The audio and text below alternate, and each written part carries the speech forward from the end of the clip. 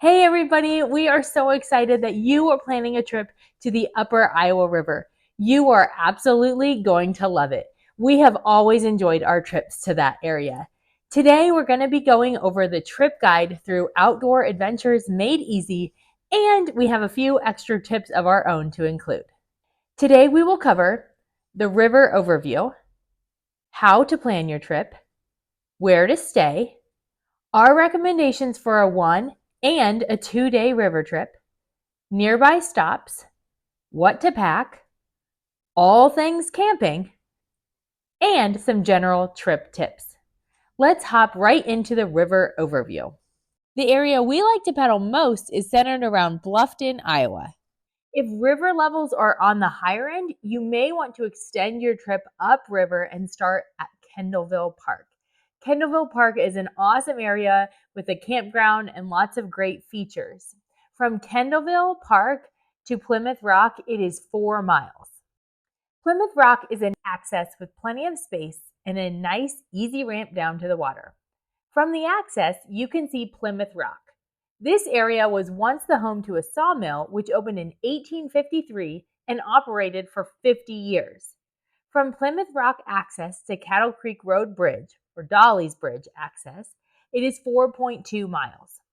From Cattle Creek Road Bridge to Chimney Rock Park, it is 4.5 miles. In this section, you will encounter 2 of our favorite stops.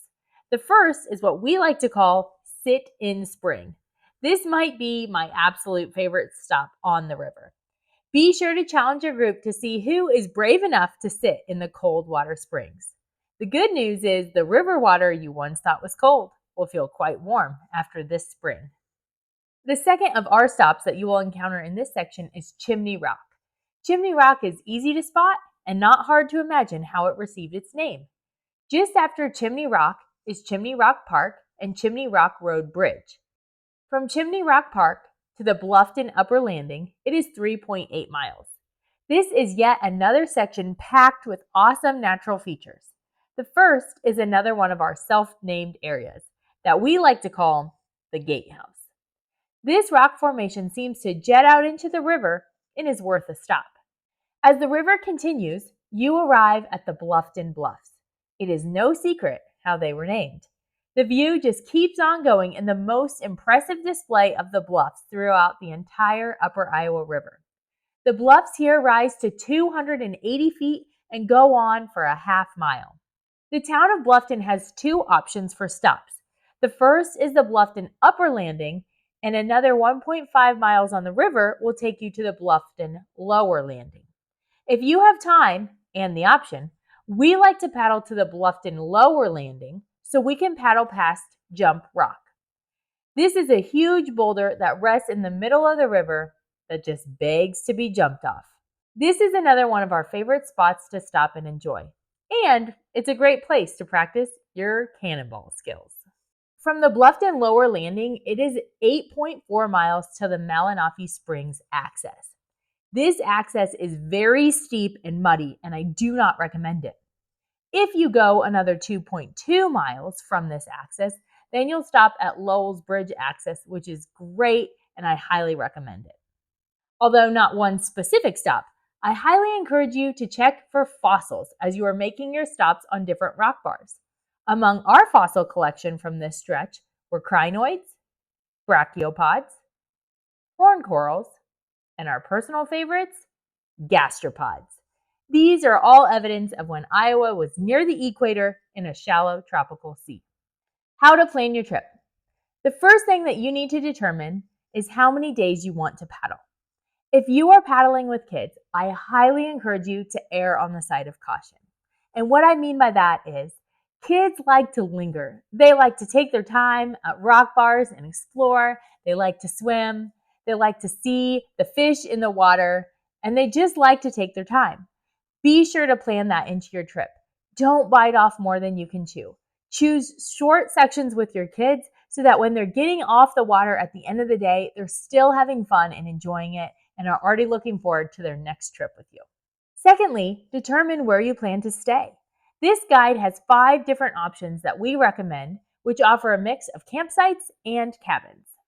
The third thing that you need to determine is how you're going to get canoes and kayaks. Maybe you have your own canoes and kayaks that you are going to bring, or maybe you're renting. If you have your own canoes and kayaks that you're planning on bringing, the great news is you don't have to make reservations and you can choose any accesses that you want to use. If you are planning to rent from a rental company or an outfitter up there, the great news is they have expertise that they're going to be willing to share with you on the best routes and locations, and they know what the river levels are at. So that's great. The downside is you only can end where they allow you. So they typically want you to paddle into wherever they have their main location, which limits your routes. You'll notice in day 2 of our suggested trips that we actually use 2 different outfitters so that you can use 2 different sections of rivers. So there's definitely pros and cons to each, but this is probably going to be determined whether or not you have your own canoes or kayaks. Last but not least, river levels. If you are renting from one of the companies, then you really don't need to worry too much about the river levels because they will help you make the decisions. Follow the link in our guide to see the current river levels at Bluffton.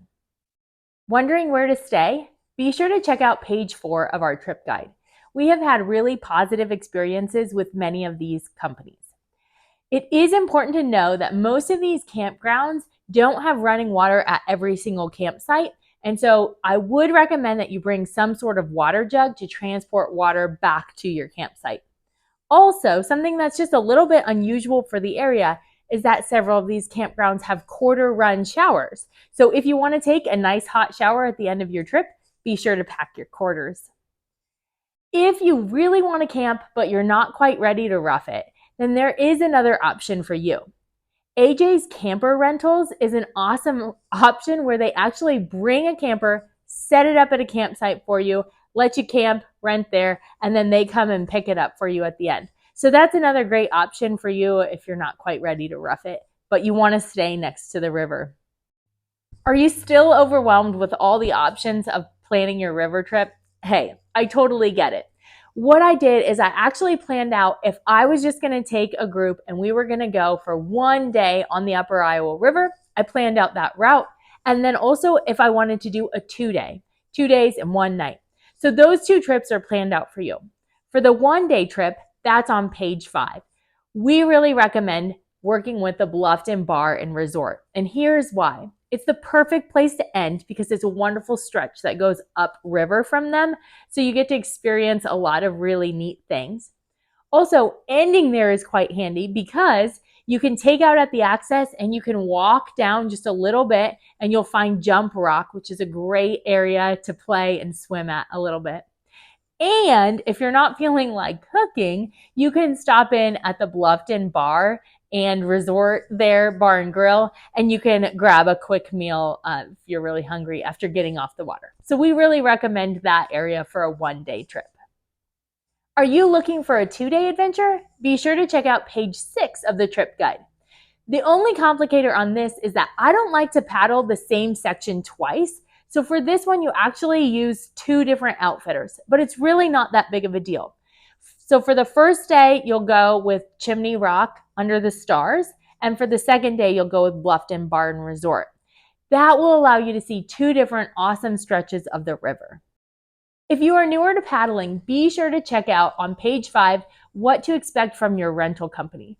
This is just a general overview of what you should expect that day if you are renting from one of the outfitters in the area.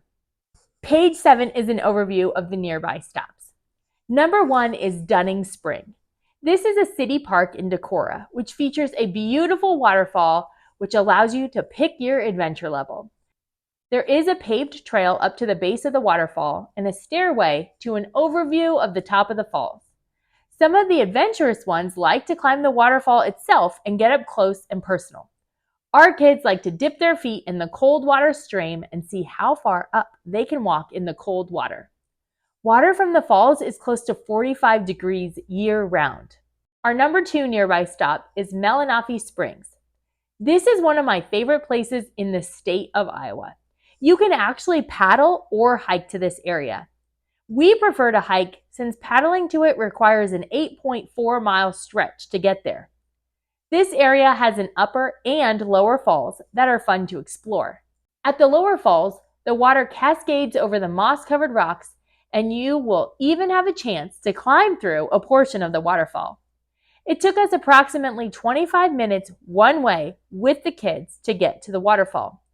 The trail is well worn but not regularly maintained, so be prepared to hop over and climb under a few downed trees or branches. Number 3 is the Decorah Fish Hatchery, which is home to Sewer Springs, the second largest spring in Iowa. This area is the most accessible trout stream in the Midwest, has some amazing hiking and biking opportunities along the Trout Run Trail, has a gorgeous native prairie, and is the home to the Decorah Eagle Nest across the road.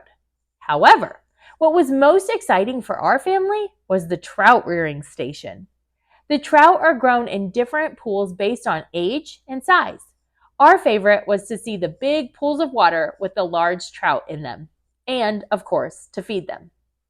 Be sure to check out our separate videos on what to pack for your river trip, and if you're camping, an all things camping video. Here are some final tips as you plan your trip. Number 1, we recommend paddling in the middle of the week if at all possible. The weekends are typically crowded, a lot less peaceful, and can sometimes get a little bit rowdy. So for our family, we prefer paddling in the middle of the week. Number 2 is river levels. Make sure you're checking the river levels before your trip. If you're renting from one of the outfitters, they're going to be able to recommend what's safe for you. But if you're newer to paddling and you're a little bit more cautious, I would definitely err on the side of caution. Be sure that you're not going when the river levels are too high. The last time we paddled, we actually paddled it between 170 and 180 cubic feet per second, which was super low. We actually had to get out and walk several times, but I would rather go when it's low than when it's high. As experienced paddlers, I would never go above 800 cubic feet per second in this stretch. The next tip is that cell service can be really spotty. I have US Cellular, and the only place that I have cell service is near the Cattle Creek Road Bridge. Everything else, even in the campgrounds, I don't have cell service. You have to drive up to the top of the hills.